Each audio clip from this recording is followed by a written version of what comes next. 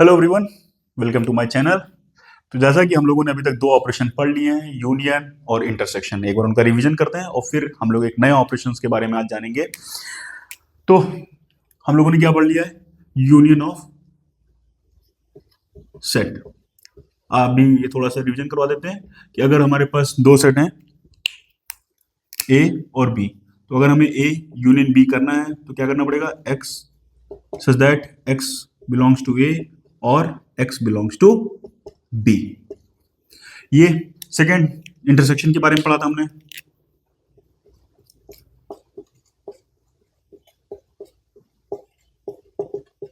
Intersection of set क्या करना पड़ता है? इसमें कॉमन और नहीं लगता है। इसमें A union B is equal to x, x belongs to A and x belongs to B. ये दो हमारे मेन कह सकते हैं सेट पे लगने वाले दो ऑपरेशन होते हैं, यूनियन एंड इंटरसेक्शन। इसकी हम लोगों ने कल प्रॉपर्टीज की बात करी थी। दोनों में अगर हम बात करें तो कॉमन क्या है कि इन दोनों में जो है कम्यूटेटिव लॉ भी लग जाता है। सिंपल भाषा में समझ लेते हैं तो कम्यूटेटिव लॉ कल मैंने पढ़ाया हुआ है। एसोसिएटिव लॉ दोनों में लगता है, एसोसिएटिव लॉ दोनों में लग जाता है। फिर आइडेम्पोटेंट लॉ यहाँ भी लगता है। आइडेम्पोटेंट लॉ का मतलब होता है कि अगर हम यूनियन उसी के दोनों सेम सेट हैं अगर तो करते हैं तो हमेशा ए आता है, और चाहे अगर हम इंटरसेक्शन करें तब भी ए ही आएगा। This is your idempotent law. इसमें अगर आप जब आप लॉ ऑफ आइडेंटिटी लगाते हैं तो इन दोनों में फर्क आता है। लॉ ऑफ आइडेंटिटी में यहाँ पर इम्पिटी सेट आता है, यहाँ पर वही वाला सेट आ जाता है, ए सेट आ जाता है।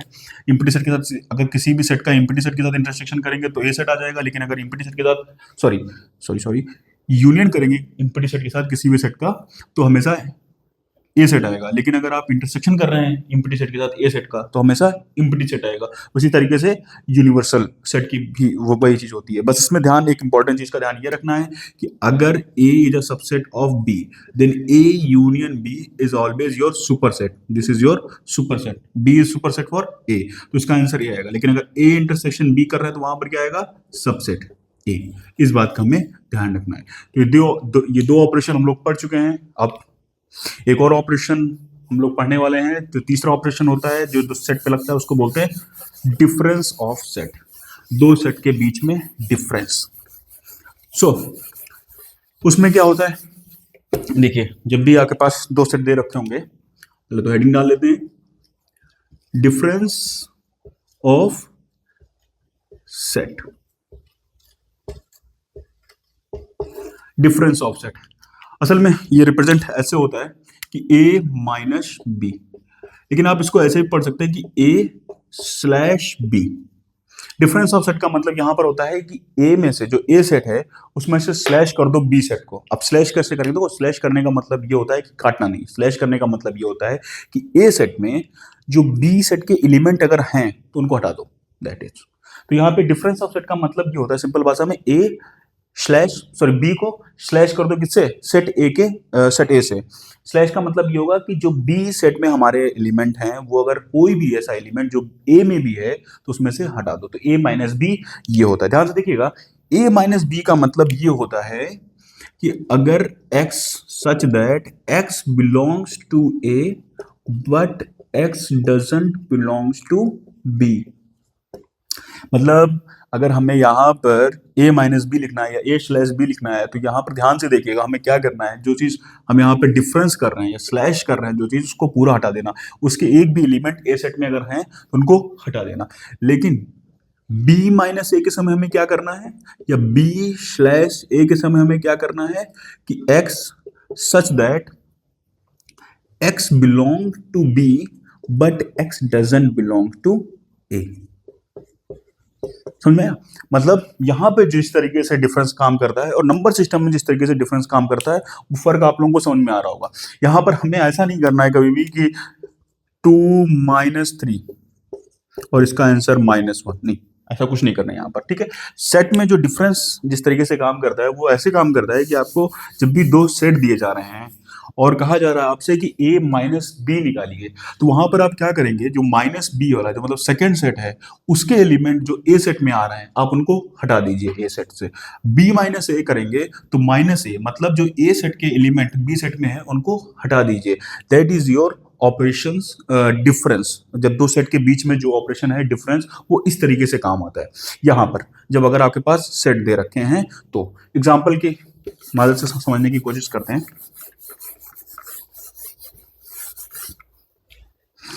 फॉर एग्जाम्पल हमारे पास एक प्यारा सा एग्जांपल हम लोग लेते हैं छोटा सा समझने के लिए। मान लीजिए ए है हमारे पास 1 2 3 4 5, ओके। दूसरा सेट हमने ले लिया 5 6 7 8। अब देखिएगा a माइनस बी अगर हम करने जाएंगे तो जैसा कि मैंने आपसे बताया है यहाँ पर a माइनस बी का मतलब क्या है कि जो b सेट के एलिमेंट हैं, b सेट के जो एलिमेंट a में आ रहे हैं उनको हटा दीजिए, मतलब स्लैश कर दीजिए, काट दीजिए। तो यहाँ पर हमने एक सेट बनाया अपना, ओपन किया। अब हमें लिखना क्या है, ध्यान से देखिए। ए सेट में कौन से एलिमेंट है, 1 2 3 4 5। मान लीजिए हमने सारे एलिमेंट लिख लिए 1 2 3 4 एंड 5। एक मिनट के लिए सोचिए ना, हमें कौन से एलिमेंट स्लैश करना है, जो बी में आ रहा है। तो बी में कौन सा एक एलिमेंट आ रहा है जो ए का है, वो है 5, हटा दिया। So this is your A minus B. समझ में करेक्ट, ये 5 लिखा हुआ है राइटिंग के लिए, ये 5 लिखा हुआ है, होप सो। तो 5 समझ में आया, मतलब जो हम यहाँ से मतलब क्या हो रहा है कि जो बी सेट में जो एलिमेंट है, बी सेट का जो भी एलिमेंट ए में अगर शामिल है तो उसको हटा दो, ए माइनस बी। दैट मीन जो बी सेट का कोई भी एलिमेंट अगर हमारा ए सेट में आ रहा है तो उसको स्लैश कर दो, मतलब हटा दो, बस इतना करना है। सिमिलरली अगर हमसे पूछा जाता है बी माइनस ए में क्या करेंगे, तो बी माइनस ए में फिर से मान लीजिए आपको अगर कंफ्यूजन हो रही है तो बी के सारे एलिमेंट लिख दीजिए, बी 7 8। नाउ अब बी में जो भी ए का एक एलिमेंट आ रहा है वो हटा दीजिए, यही तो आ रहा है। ए में मेरा 5 है तो हम क्या करेंगे, ए का जो एलिमेंट है 5 वो मेरा बी में आ रहा है तो उसको क्या कर देंगे, माइनस कर देंगे। माइनस का मतलब, यहाँ माइनस का मतलब ये नहीं होगा कि उसको माइनस का मतलब यहाँ पर इसको स्लैश कर देंगे, इसलिए इसको दूसरी भाषा में डिफरेंस ऑफ सेट सब्ट्रैक्शन की तरह मत समझिएगा, स्लैश की तरह समझिएगा कि हटा देंगे पूरी तरीके से। तो यहाँ पर a माइनस बी और b माइनस बी, इस तरीके से ये ऑपरेशन जो है डिफरेंस ऑफ सेट आपको इस तरीके से रिजल्ट देगा अगर आप दो सेट के बीच में डिफरेंस लगाने की कोशिश करेंगे। और जैसा कि आप देख रहे होंगे जनरली जो होता है वो a minus B does not equal to b minus A, मतलब ये जो ऑपरेशन है इसमें कम्यूटेटिव लॉ वैलिड नहीं है, मतलब कम्यूटेटिव लॉ नहीं लगता है, ठीक है। कम्यूटेटिव लॉ यूज नहीं होता है। यहां से आप समझ में आया। इसको डिफरेंस ऑफ सेट ना बोल के आप बोलिए, अगर आपको कंफ्यूजन हो रही है डिफरेंस ऑफ सेट में मतलब स्लैश बोल दीजिए। स्लैश मतलब जो सेकंड वाले सेट के एलिमेंट है फर्स्ट सेट में वो हटा दीजिए। सो this is the operation difference of set, और इस तरीके से ये ऑपरेशन दो सेट के बीच में यूज होता है। इसमें कम्यूटेटिव लॉ यूज नहीं होता है, एसोसिएटिव लॉ यूज होने की कोई चांस ही नहीं है, तो इसमें कम्यूटेटिव लॉ यूज नहीं होता है, करेक्ट। लेकिन अब मानिए आपके दिमाग में आ रहा हो इम्प्टी सेट से बहुत ज्यादा घबराहट होती रहती है कि अगर मान लीजिए एक सेट इम्प्टी हो गया, तो मान लीजिए मेरे पास एक सेट हमको दे दिया गया 1 2 एंड 3 और दूसरा सेट इम्प्टी दे दिया गया, तन क्या करना है। अरे भाई सिर्फ हमें डिफिनीशन पे ध्यान देना है। ए माइनस बी हमसे पूछ रहा है तो क्या बताया मैंने कि बी वाले एलिमेंट को स्लैश कर दीजिए। बी में कौन से एलिमेंट है जो कॉमन है ए के, कोई है क्या, नहीं। उसका मतलब है 1 2 एंड 3। ऐसे देखिए आप बी माइनस ए कर दीजिए। बी में कौन से ऐसे एलिमेंट हैं जो हमारे कॉमन मिलना है, कि कोई भी नहीं, तो यहाँ पर बी आ जाएगा पूरा, यहाँ पर ए आ जाएगा, यहाँ पर मेरा बी आ जाएगा। बात समझ में आ रही कि नहीं समझ में? तो इसमें कंफ्यूज होने की जरूरत नहीं है, आपको बस अपनी डिफिनेशन पे जाना है कि डिफरेंस ऑफ सेट जो है ये ऑपरेशन किस तरीके से काम करता है। हमारी डिफिनेशन जो कह रही हो कि अगर आपको कभी भी दो सेट मिले उन पर अगर ऑपरेशन आपको डिफरेंस यूज करना है तो किस तरीके से यूज कर सकते हैं, वो आंसर यहाँ पर है। एक और इम्पोर्टेंट आता है, और इम्पोर्टेंट एक ऑपरेशन है, इसका नाम है सिमेट्रिक डिफरेंस। मैं बता देता हूं, पता नहीं आप लोगों के अभी 11th में आया है कि नहीं आया है, जिन्होंने सिमेट्रिक डिफरेंस। इसमें क्या होता है, ध्यान से देखिएगा। सिमेट्रिक डिफरेंस ऑफ सेट, मान लीजिए आपके पास दो सेट हैं, let A and B are two set.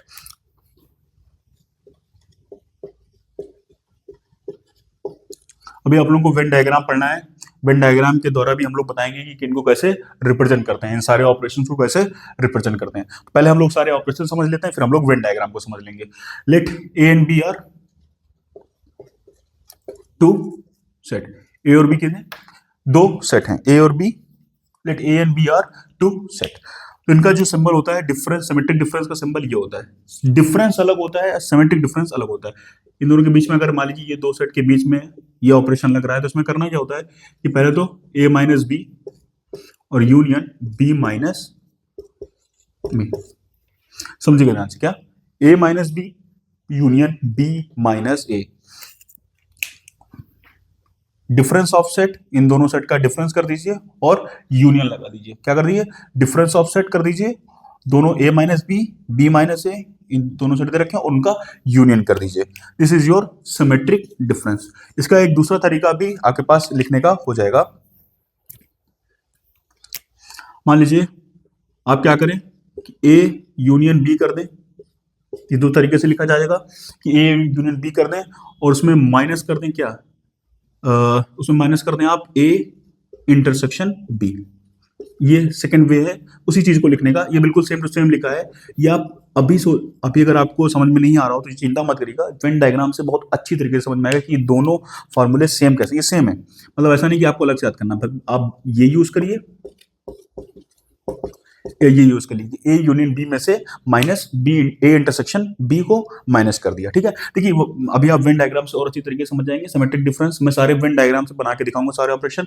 Union अगर आपको समझ में आया, इंटरसेक्शन और डिफरेंस ऑफ सेट, तो सिमेट्रिक डिफरेंस आपको समझ में आ जाए क्योंकि इसमें कुछ नहीं हो रहा है, डिफरेंस ऑफ सेट और यूनियन इंटरसेक्शन का इस्तेमाल हो रहा है। वेन डायग्राम से बहुत अच्छी तरीके से आपको समझ में आ जाएगा। लेकिन अभी यहाँ पे आप जान लीजिए कि किस तरीके से सिमेट्रिक डिफरेंस यूज होता है। जो ये ऑपरेशन है, अगर दो सेट के बीच में इस टाइप का ट्रायंगल टाइप का एक ऑपरेशन लगा हुआ तो उसका मतलब होता है सिमेट्रिक डिफरेंस, और वो इस तरीके से यूज होता है। इसके दो तरीके हैं, सेम टू सेम है, कोई अलग नहीं है। जब आप वेन डायग्राम पढ़ेंगे तो अच्छी तरीके से समझ जाएंगे सिमेट्रिक डिफरेंस क्या होता है। नाउ हम लोग इसमें मूव करते हैं लास्ट टॉपिक सेट का रिवीजन का, which is known as complement.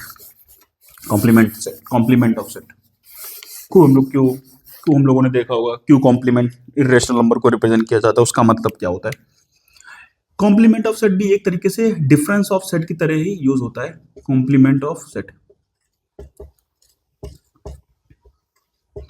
जैसा कि आपने देखा होगा कि डिफरेंस ऑफ सेट के समय क्या हो रहा था कि हमारे पास दो सेट हैं, ए और बी, वो कोई भी सेट हो सकते हैं। यहां पर जो हमारा एक सेट होगा, वो पहला सेट जो हमारे पास होगा, you let you be the universal set.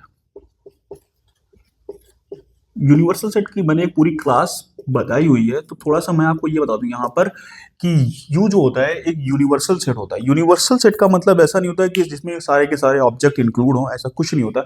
Universal set मैंने फिर से मैं एक बार रिवीजन करा देता हूँ। जैसे फॉर एग्जांपल ए है आपके पास 1,2, बी है आपके पास 3,4, इस टाइप में है, तो मैं आपसे कहूँ कि इसका यूनिवर्सल सेट लिख दीजिए, तो ये सारे 1, 2, 3, 4 ये भी यूनिवर्सल हो गया। या आप चाहिए तो कुछ और पूरा नेचुरल नंबर का सेट ले लीजिए।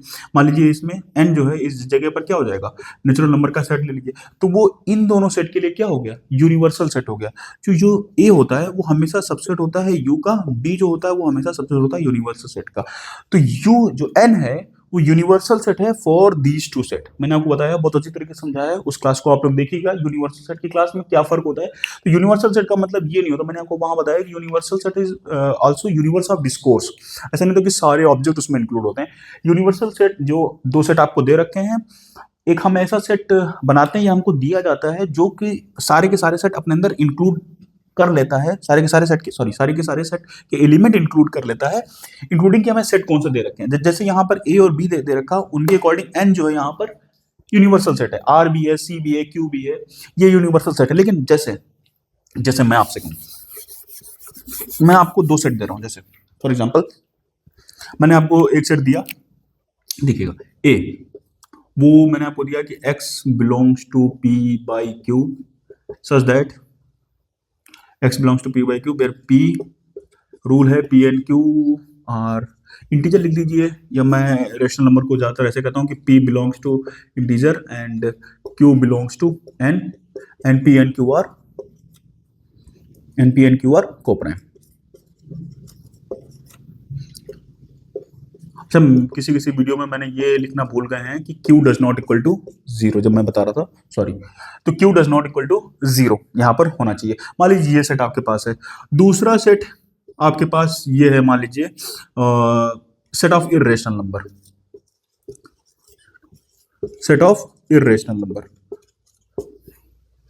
तो आप बताइए कि यहाँ पर आपका यूनिवर्सल सेट किसी भी तरीके से n बन पाएगा क्या? आप ये बोल पाएंगे कि n is the universal set for these two set? नहीं ना, ऐसा तो थोड़ी है कि a is a subset of n, है क्या? नहीं, this is not happen, this is not a subset of n।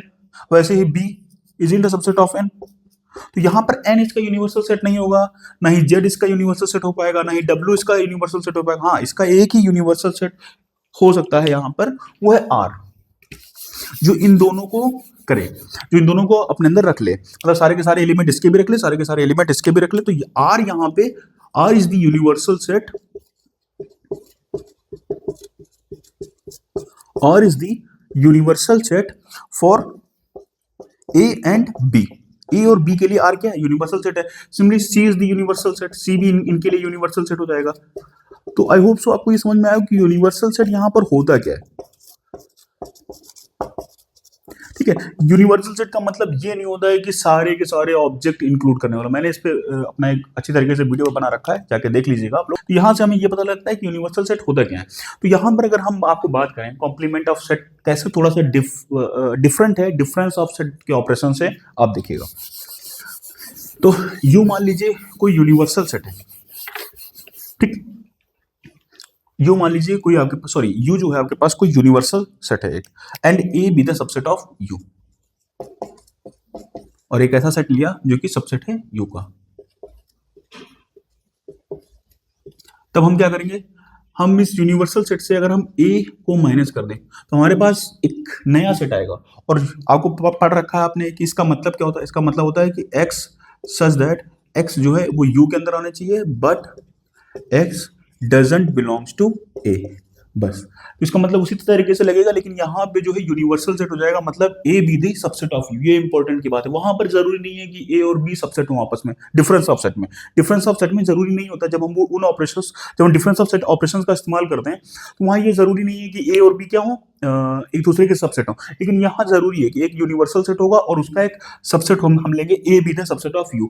तो जब वहां पर जब हम इस वक्त यहाँ पर यूज करेंगे तो उसको बोलते हैं कॉम्प्लीमेंट। तो यहाँ पर जो नया आंसर आएगा हमारे पास, उसको हम इस तरीके से डिनोट करते हैं, a dash u minus a dash, complement, इसे बोला जाता है कॉम्प्लीमेंट। तो जो हमारे पास नया सेट बनेगा उसमें क्या होगा, यूनिवर्सल सेट में से हम वो एलिमेंट हटा देंगे या स्लैश कर देंगे, माइनस कर देंगे एक तरीके से अगर आप बोले, जो कि ए में भी आ रहे हों। जैसे फॉर एग्जांपल के तौर पे समझते हैं, एक बड़ा एग्जांपल लेते हैं। आप लोगों ने खूब सिंबल इस्तेमाल किया है इर्रेशनल नंबर का, क्यू कॉम्प्लीमेंट, तो आप लोगों को समझ में आ जाएगा। वो एग्जांपल अगर हम लेंगे आपके सामने, जैसे आपके सामने मैंने लिया R, let R be the, R मतलब set of real number, let R be the set of real number.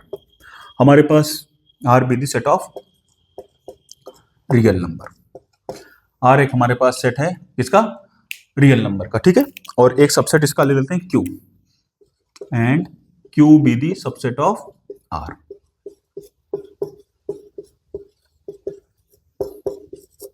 तो आर माइनस क्यू क्या आता है answer, universal set minus Q. That means वो सारे नंबर हमें जो लेने हैं जो कि आर में तो हो बट वो रेशनल नंबर ना हो।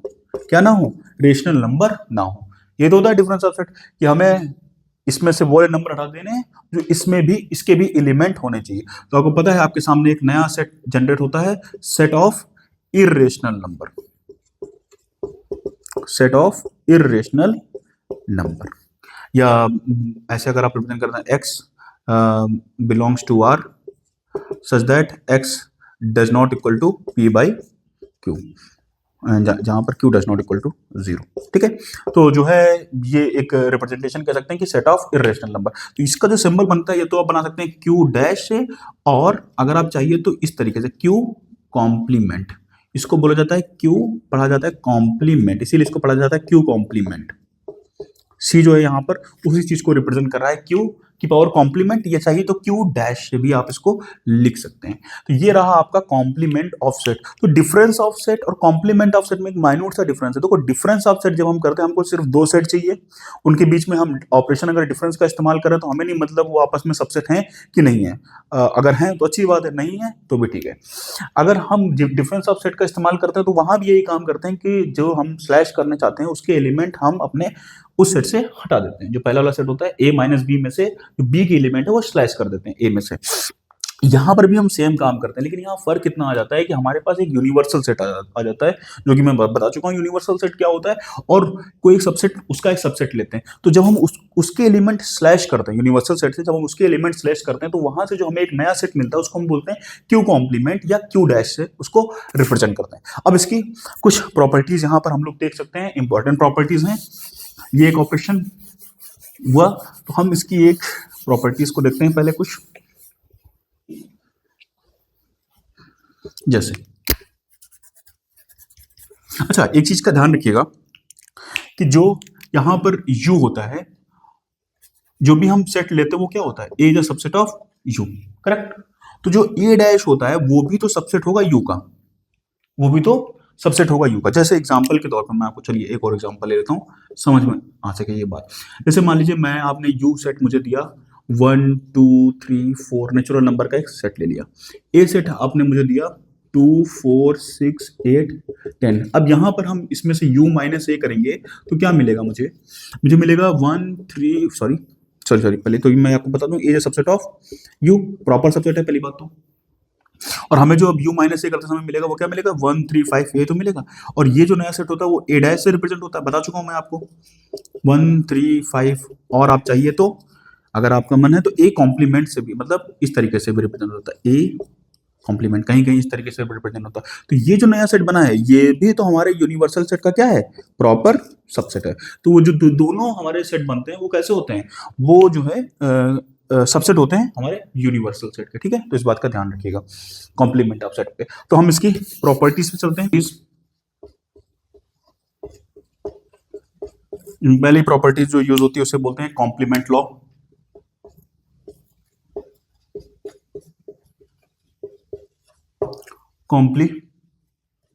एक मिनट, प्रॉपर्टीज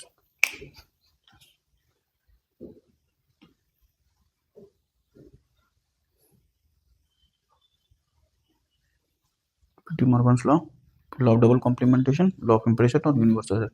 ओके, कट, यहाँ से कट कर देंगे। सो अब हम इसकी प्रॉपर्टीज पे बात करेंगे, कितना होगा टाइम, चले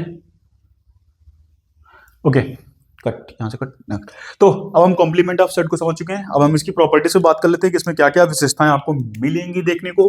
तो प्रॉपर्टीज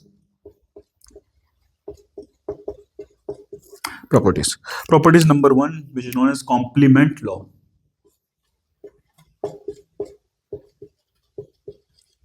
इसमें क्या होता है, इसमें मान लीजिए आप, जैसा कि मैं बता चुका हूं कि ए और ए डैश ये दोनों सेट होते हैं। ए डैश का मतलब होता है कि यूनिवर्सल सेट में से आपने माइनस कर दिया, ठीक है।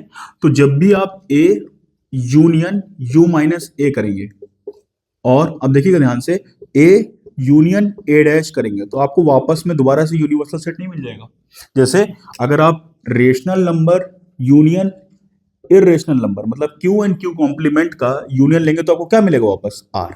Similarly this is your first complement law बोला जाता है, जिसमें अगर आप, जो आपको गिवन सबसेट था यूनिवर्सल सेट का ए, और उसमें से यूनियन करेंगे कौन सा सेट, ए कॉम्प्लीमेंट का, तो हमेशा आपको क्या सेट मिलेगा, यू। मतलब this is not your union, this is universal set, मतलब वापस आपको दोबारा से यूनिवर्सल सेट मिल जाएगा, करेक्ट। सेकंड, ये रहा इसका फर्स्ट कॉम्प्लीमेंट ला। सेकंड, अगर मान लीजिए कभी आपको ए इंटरसेक्शन ए कॉम्प्लीमेंट कह दिया जाए करने के लिए, तो आपको पता है ये दोनों के दोनों डिसजॉइंट सेट होते हैं, याद रखिएगा, A and A complement are disjoint set.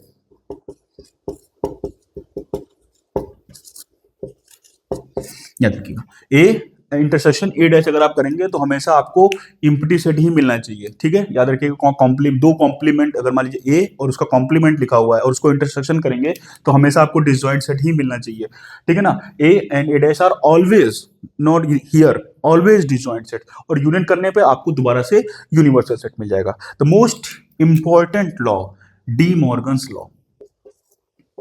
ये एक मैथमेटिशियन थे, डी मॉर्गन साहब, इंडियन ही थे, नाम से नहीं लग रहा होगा, डी मॉर्गन्स लॉ। ये बहुत इंपॉर्टेंट लॉ होता है डी मॉर्गन्स लॉ। इसमें होता क्या है कि जब भी आप मान लीजिए दो सेट लेंगे और उनका यूनियन करेंगे, ठीक है, दो सेट लेंगे पहले उनका यूनियन करेंगे और फिर आप उनका कॉम्प्लीमेंट निकालेंगे, तो वो कॉम्प्लीमेंट हमेशा बराबर आएगा ए इंटरसेक्शन बी कॉम्प्लीमेंट का।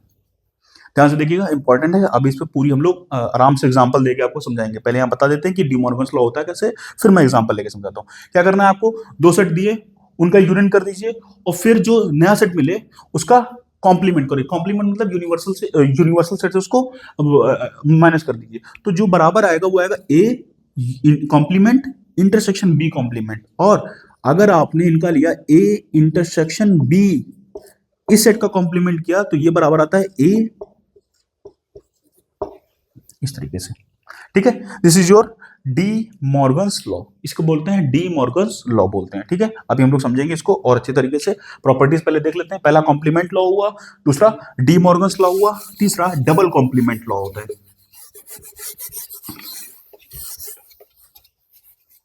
तीसरा क्या होता है, डबल कॉम्प्लीमेंट लॉ।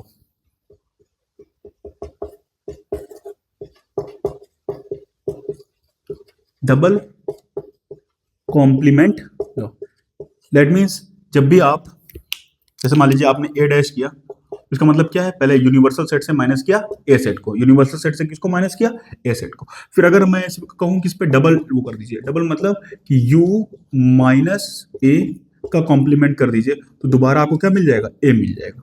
दोबारा आपको वापस क्या मिल जाएगा, मतलब अगर आप डबल कॉम्प्लीमेंट करेंगे तो वहां पर आपको वापस क्या मिल जाएगा, दोबारा वही सेट मिल जाएगा वापस, ए सेट आपको दोबारा वापस मिल जाएगा। समझ में, करेक्ट।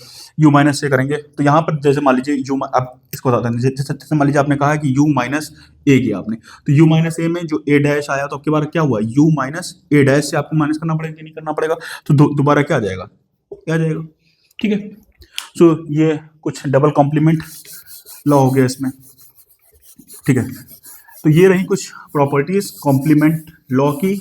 और यूनियन हमने चार जो यहाँ पर ऑपरेशन पढ़ रखे हैं। और दूसरा यहाँ पर मोस्ट इंपॉर्टेंट लॉ, अगर मान लीजिए आपने एक चौथा पढ़ लेते हैं, जैसे मान लीजिए कि अगर आपने इम्पटी सेट लिया और उसका कॉम्प्लीमेंट किया, तो हमेशा आपको यूनिवर्सल सेट मिलेगा, हमेशा आपको यूनिवर्सल सेट मिलेगा।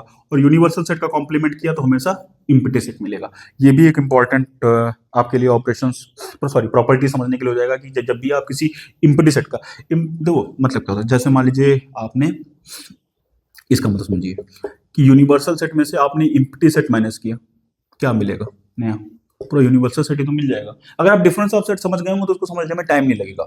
ठीक है ना, वैसे ही अगर आप यूनिवर्सल सेट का कॉम्प्लीमेंट लेंगे, मतलब यूनिवर्सल में से यूनिवर्सल माइनस करेंगे, तो क्या बचेगा, इम्पटी बचेगा कि नहीं बचेगा भाई। अगर हम अपने ही सेट सेम सिमिलर सेट में से सिमिलर सेट माइनस कर दें तो क्या बचेगा, इम्पटी सेट बचेगा। वही यहाँ पर कहानी हो रही है।